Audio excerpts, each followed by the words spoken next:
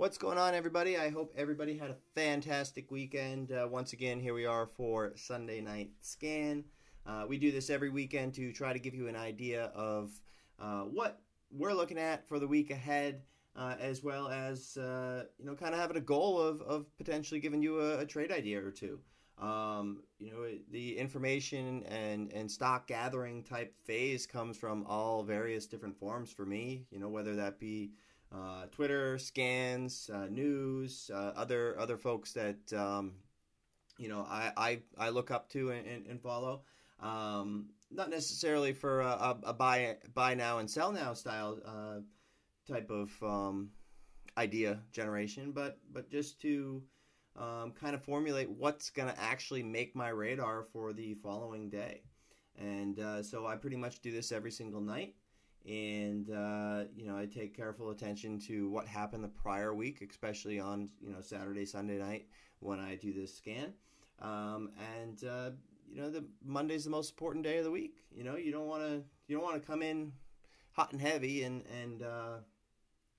kind of ruin it before it even started, just because you've got all this FOMO from the weekend buildup of no trading, and you can't wait to get a trade off, and then all of a sudden your first trade is a big mistake. So this one really helps me kind of zone in and focus on what I'm going to be prepared for and trade for the week ahead, and keep the rest out.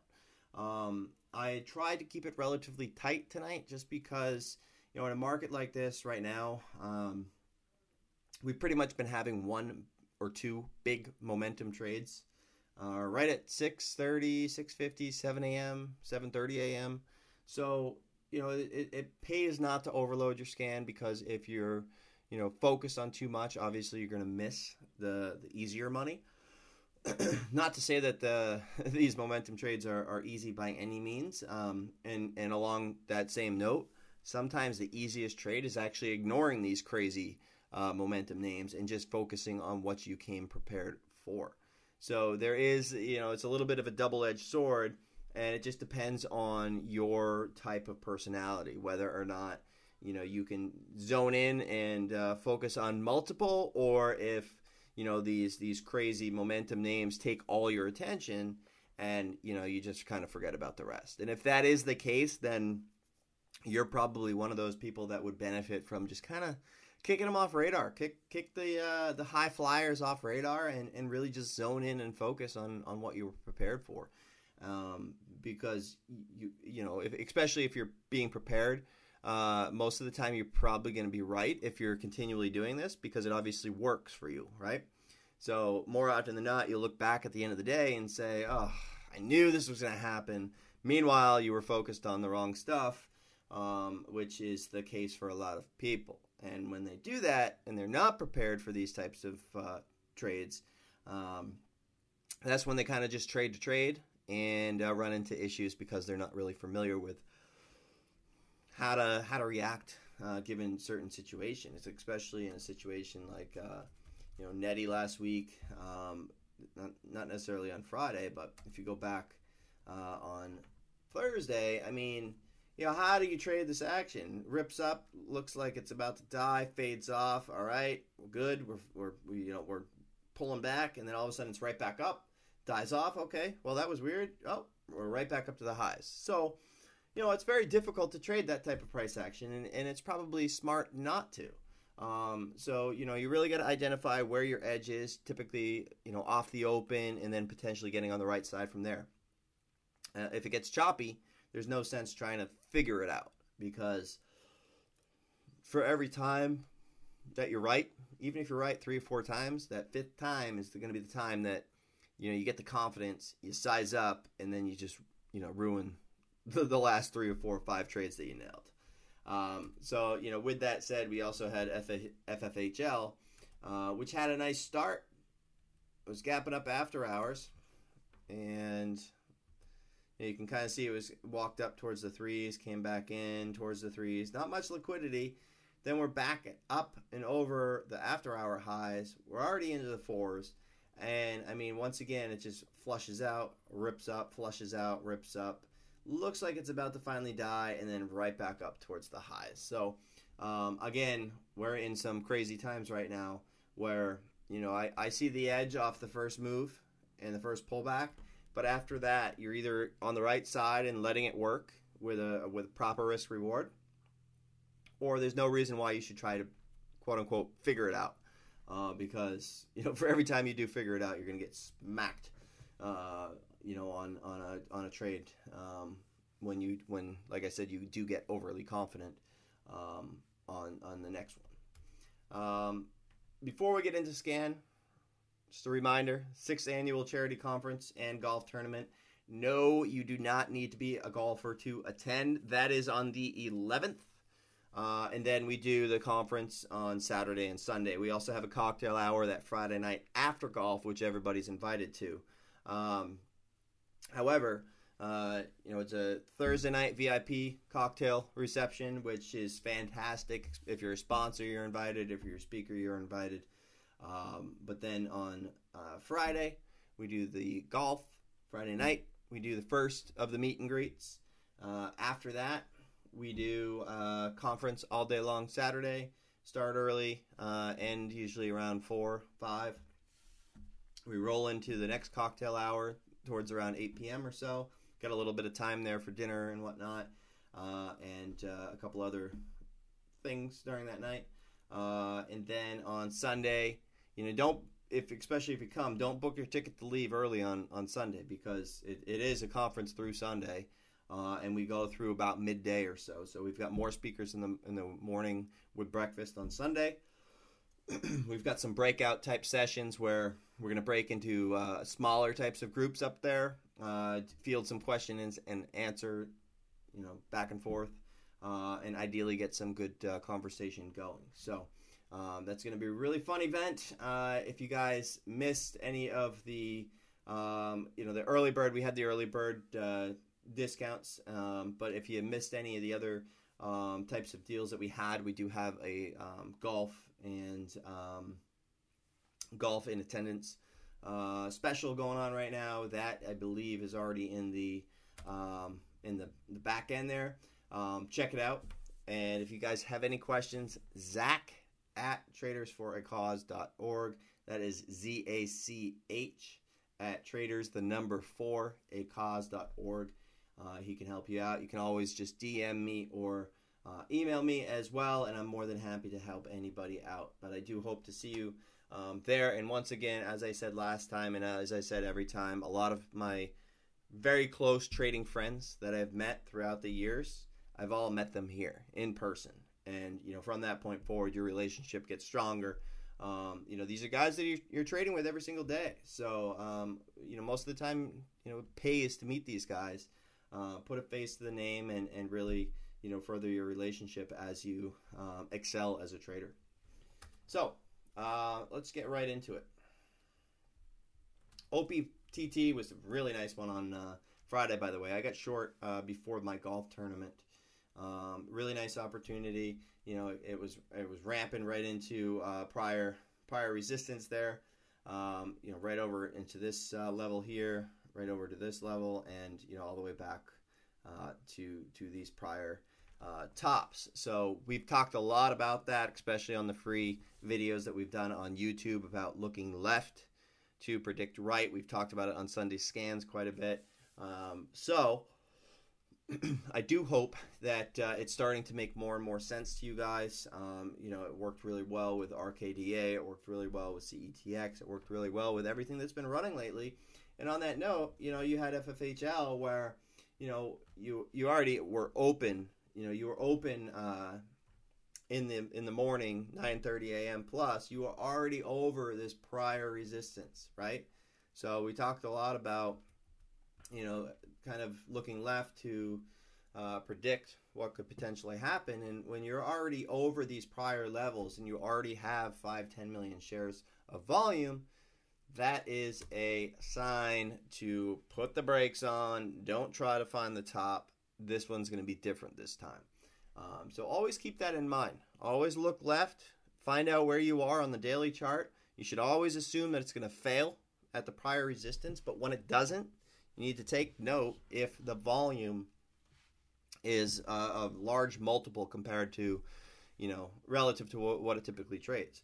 So if you're coming into the open and within the first, 10, 15 minutes, 30 minutes, you're already at 5, 10 million shares. You've got to realize that, and you've got to take notes and be cautious. So we had a lot of great stuff last week: NetEasy, ETX, PSTV, OPTT, and so that's why I didn't overload Scan tonight. And on that same note, we had a lot of beautiful charts from Scan that turned into great winners. And GSX was an example of that after the earnings trade.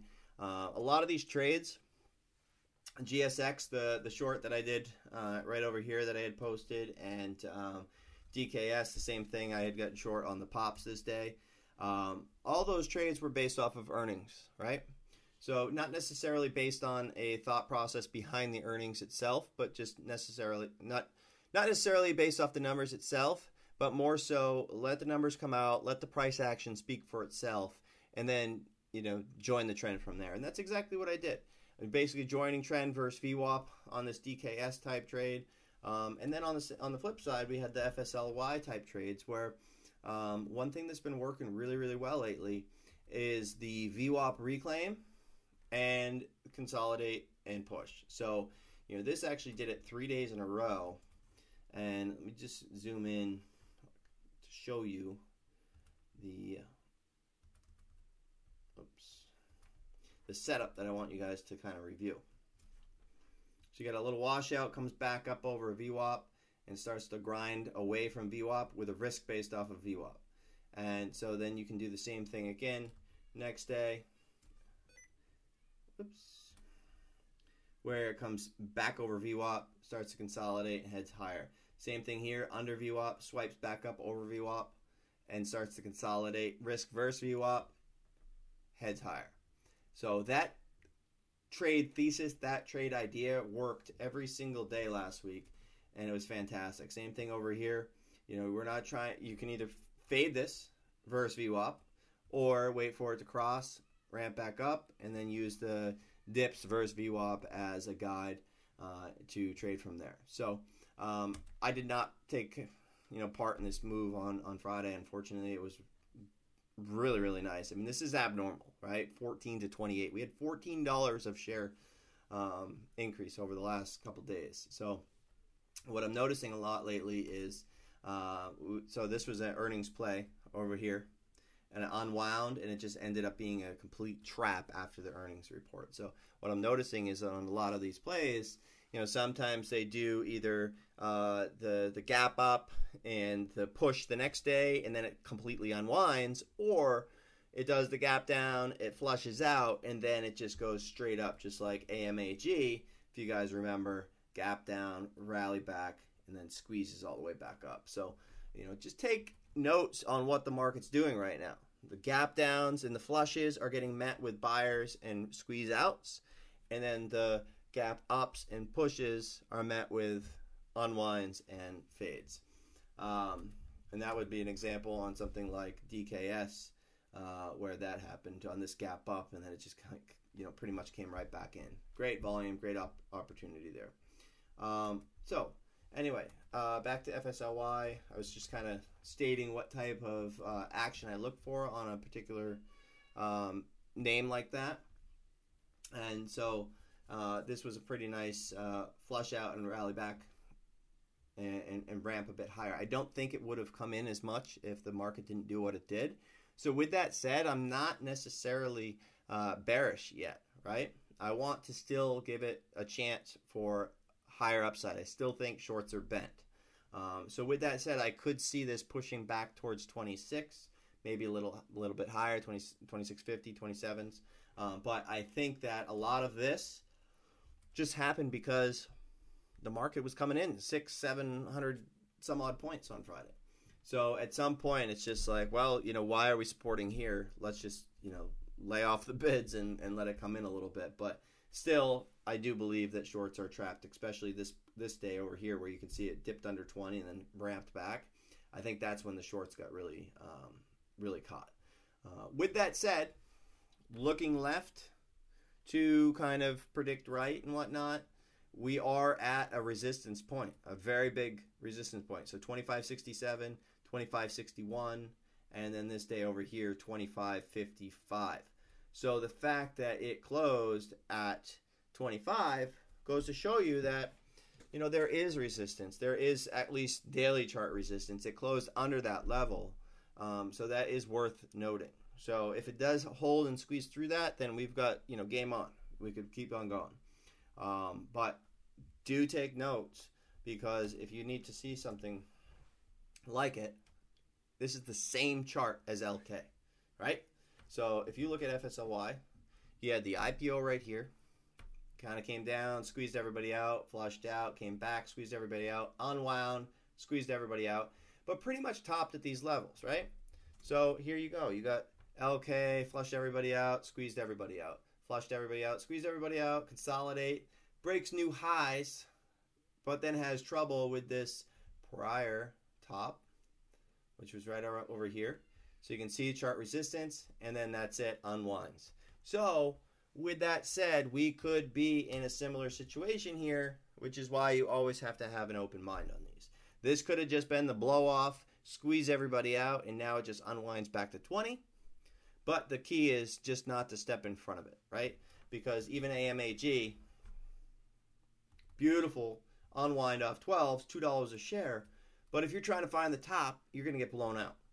So let these things kind of come into chart resistance. Let them start to kind of find a top, and then join the trend. Don't try to be the guy that's trying, oh, this rebounded too much.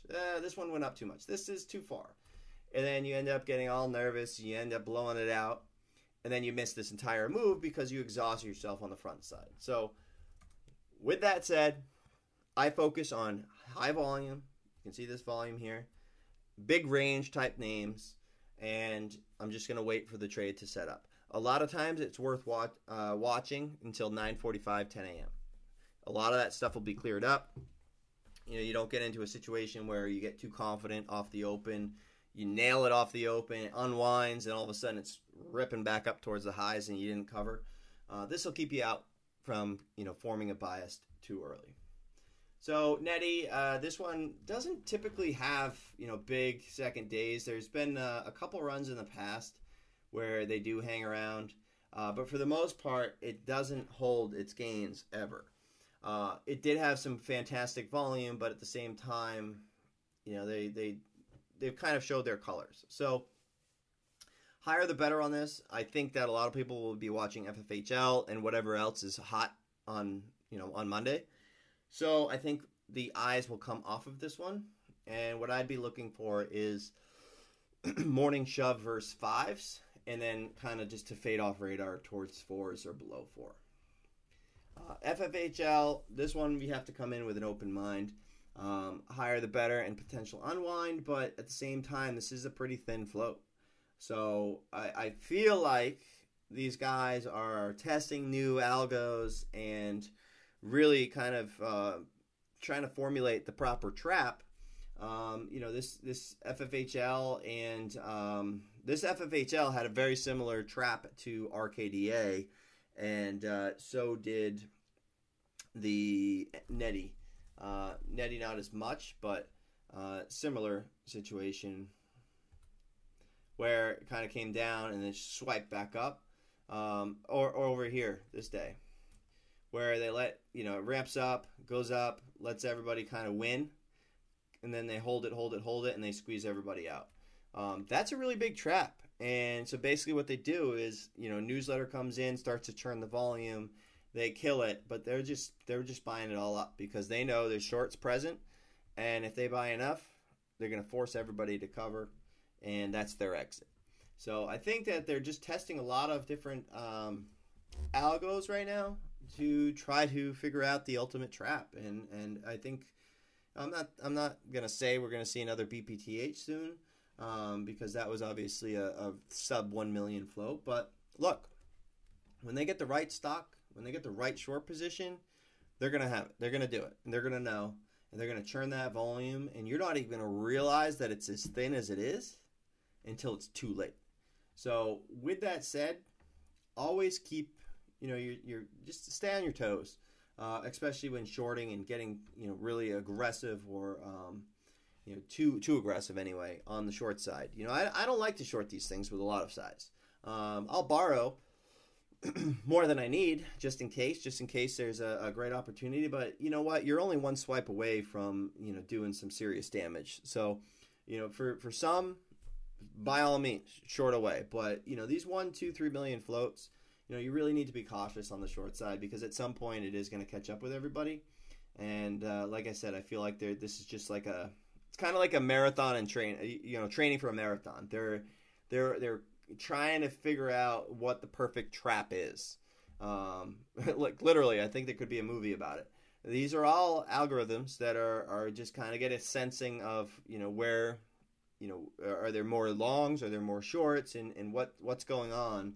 And they just kind of feed it some information and let the machines do the work. And I mean, that's it. And at some point, if there's a point where the machine knows that, hey, we have double the float, there's 20 million shares traded, 30 million shares traded, and there's only 1 million float, but we own 2 million. Well, at some point they're gonna fry shorts. So I'm just gonna be prepared for that day.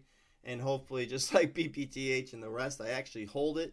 I mean, damn, BPTH was fantastic. Had the perfect call at the lows. Had a lot at the lows. But, when it goes up $2 or $3, so soon, and so many of these fail, it's very hard not to, take the gains. So, anyway, Overstock, this is just, like I've said, this is a flat tire, and it's just been pumped so many times. In fact, I think a lot of guys on Twitter are kind of in the know with the company and knew that the CEO was going to be replaced. So they kind of have been saying, that we need a new CEO. We need to replace him. We need to get rid of him. So that when it happens, it seems like it's a positive. But really, I don't really think it's a positive at all. I think it's just trying to save this run and whatnot. But, we're close, in my opinion, to probably the fade back to 10s and then next 6 months or so. It'll take a while. It's obviously had some good volume and whatnot, but they're right back into the sellers, into the daily chart. We had a lot of sellers in this area here up in the 20s. They're running into sellers again. They ran into the same sellers over in this area here. So at this point, it's about entry. It's about let this thing kind of ramp up, and then when it starts to get heavy, I think it's going to be weighing pretty heavily, and I'd love to fade this back. And then once we go into the sub 16s, it's probably going to be a slow death. It kind of reminds me of this EOLS, right, where it kind of hung around just enough. It had the huge run. It came back, squeezed out sometime, and then came back, ramped up. And I feel like we're in like this area of Overstock on the chart. And then it was just going to, kind of come back towards the 16, 14s and a little bit lower. So I almost would say, this is exactly what I'm expecting. So we'll see what happens. But again, just be careful. There's so many people drinking the Kool-Aid on this thing, and there's nothing really going on.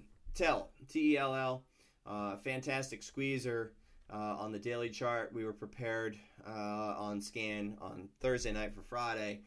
Just looking to get short. Same thing on Wednesday night, but not to step in front of it. Similar to what I was talking about, AMAG and all the rest. I want to let it crack and then let it have failed follow-through momentum and join. So with that said, I've traded this one before, and we've seen this one before. It's had a run like this back a little while ago, and if I recall correctly, it just kind of unwound right after that. It was right over here. Once it came back in, it just kind of completely unwound. So they've done this before, and you can kind of see it just kind of goes in different trends and whatnot. So basically what I'm saying here is I wouldn't be surprised to see this, keep on going to 650s or below. So morning shove, 780s, 760s, verse 8 is ideal. You can see this came in pretty nicely off the open. So basically what I'd want to see is a kind of a push like this into the 770s, 780s, right? So we look left. So we can see basically resistance 770s from this up to about 780, 790s. So what I'd want to see a push towards 790s, 780s, kind of come back, push again, fail, and then start to lean on it versus that prior high. That's what I'd be looking for, this kind of setup off the open if it were to test towards 770, 790s. GTT, this one is kind of like AMAG, where it just rebounded. So now I'm just looking to trade the fade. Cars did the same thing. It was kind of trying to rebound, and then it just kind of came off. We've been watching TWOU, which I also have on Scan Later, and Home, same kind of thing. So not to get in front, but we're probably just in that short squeeze rally, in the sense that not necessarily it's a huge squeeze. It's just the first reason for shorts to cover. So it starts to go, they start to kind of panic. Oh, what if it goes to 7 or 8? I'm going to start to cover, and then you get that push. So that's basically what I'm looking for on GTT. It came down, kind of squeezed everybody out. I'm just looking to short all pops that fail. As long as we're under VWAP every morning after 10 a.m., I'm looking to fade it if there's a trend. OPTT, obviously nice trade on Friday. Higher the better. Ideally push to 210. I don't think that would happen, but that would be fantastic. And then looking to fade it again. UVXY, VXX, TVIX, pretty self-explanatory. If we got volatility, we're going to have some crazy gaps. We're going to have opportunities. And so when things settle down, when we start to rebound, I will look to fade these. If we stay heavy, and if we get a couple more Trump tweets that shake the markets, then who knows, we might be going for it. So one thing I would definitely encourage you, and I'm not trying to stay bearish or anything like that, but just we've had a couple warning shots, and it just comes back every single time, right? Every single time we've flushed out, we come back to new highs. We flush out, we come back to new highs. We flush out, we almost come back up to new highs. But what you need to recognize here is that we've been saved every single time, and it's very possible that we do get saved again. However, you just have to be prepared for the time that we don't. It's healthy for it to pull back. Even if it went down, down to retest these levels, yeah, everybody would be panicking. UVXY would probably be 45, 50, or maybe even higher. Who knows? But it's healthy for that kind of action to happen. It's not healthy for it to always just get saved, right? So we'll see if we actually get a real correction. Just be open to that possibility, because at some point it very well may happen. So other than that, LB, higher the better, potential unwind. I'm looking for 1770s, 1780s, 1790s, something like that. Kind of retest back up towards this VWAP level. DKS, kind of went over it already. Higher the better. Backside, and once again, same thing. Ideally kind of retest towards this 3280 level with a risk up based off of VWAP. Home, we discussed. Home, higher the better. Ideally, we get a push towards the 6s, and then some type of unwind. So this has been a nice steady grinder the last couple days with no real profit taking. So this is a very easy pull back towards the 550 level, and then an unwind from there, because everybody's kind of been buying the dips. So if they don't continue it higher, if they do not push it higher, then we definitely have a possibility for some type of big unwind. BJ and BJ DTOT. So let me do BJ, and then these last two are pretty similar. But BJ, this is either going to be a use 25 as a guide, just basically morning shove, and look for failed follow through momentum if it stays heavy versus VWAP.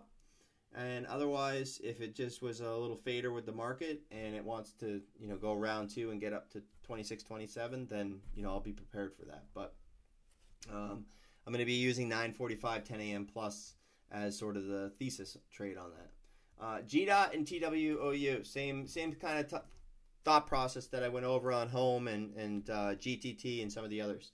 Higher the better, backside. In my opinion, this was probably just the squeeze out of the reality. So reality being the gap down, unwind, people bailing, and then the rally. And now at this point, morning shoves, fail versus 30s.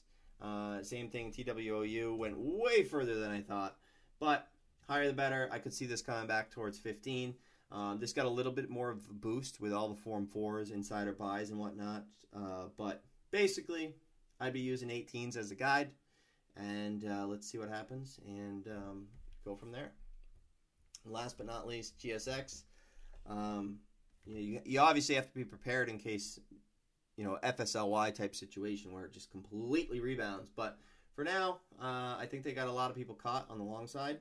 We're right back to this chart kind of resistance before it squeezed out. So I'm thinking that we might want to go back and test 12 before it actually rebounds. So I'd be looking to short everything versus 14s as sort of the risk. So higher the better, 14, 14, 20.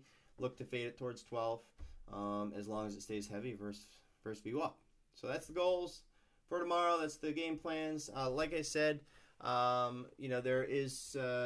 going to be 2 or 3 new momentum trades off the open, or probably 1 or 2, and then 1 or 2 earnings type plays, big gappers, big volume. Those usually take front and center for me, just because I want liquidity, I want volume, I want range, I want real money. I don't want some low float crap that can be influenced by one chat room just going long and then selling 2 minutes later. I'm not interested in that. They do create a lot of these big moves.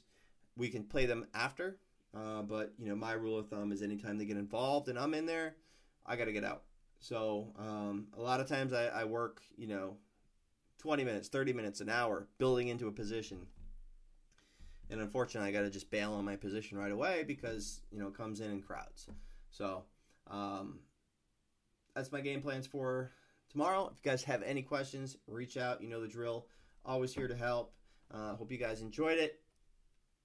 As always, I enjoy the comments back. So if you have feedback, if you have comments, if you appreciate it, reach out, let me know. And like I said, we're here to help. Cam's here to help. Cam at investorsunderground.com, Nate at investorsunderground.com, and we'll see you in the room tomorrow.